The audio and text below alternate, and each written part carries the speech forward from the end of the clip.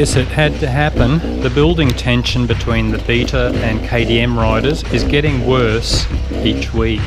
After a short break, I go over to the beta to find dog shit on the rear fender. Believe that he's training his dog to shit on betas. Yeah. I think one of the guys has trained his dog to jump on Italian bikes and drop a turd. So in the near future, I expect there will be a lot of abuse, fights, and eventually armed shootouts on our rides. We had Lars along today, who is responsible for the Australian Hard Enduro YouTube channel.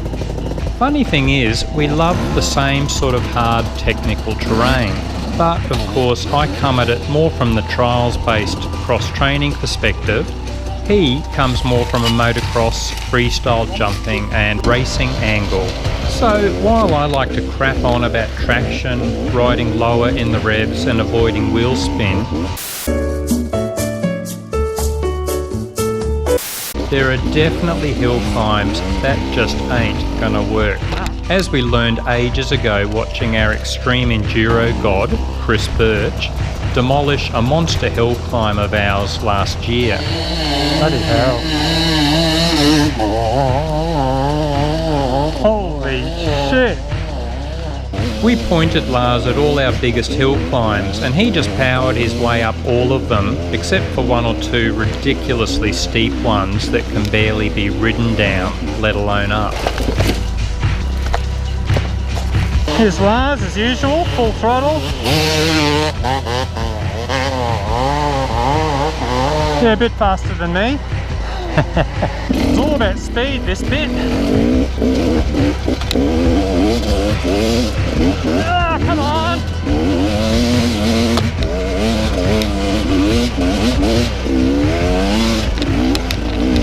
Ah! Let's see how Romaniac Rod goes. Oh, look at him go. Nice. Whoop, whoop, whoop, whoop, whoop, whoop, whoop. That's good, mate. I'm blaming my tyre for all of this. That's pretty steep. This will be interesting going up. Yep.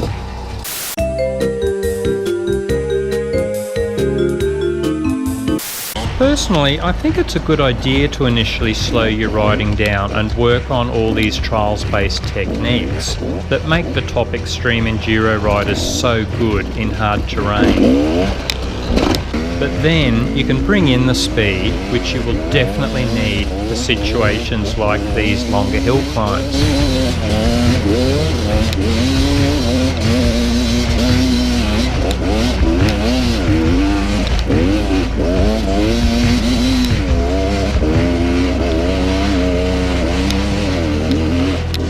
It's something I struggle with, as when I try to attack a hill aggressively, I bounce out of shape, back off the throttle, and lose that critical momentum.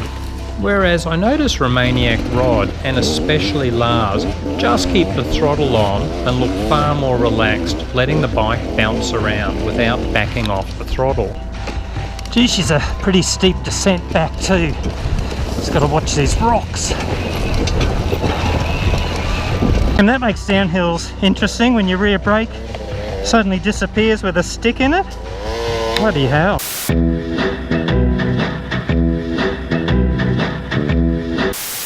I reckon Johnny Walker is probably the best example of combining the two styles. A former junior trials champion who then got into motocross and then extreme enduro.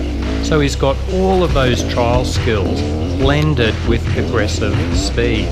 I suspect he will dominate the extreme enduro events for many years as a result. Romaniac Rod. Very neat.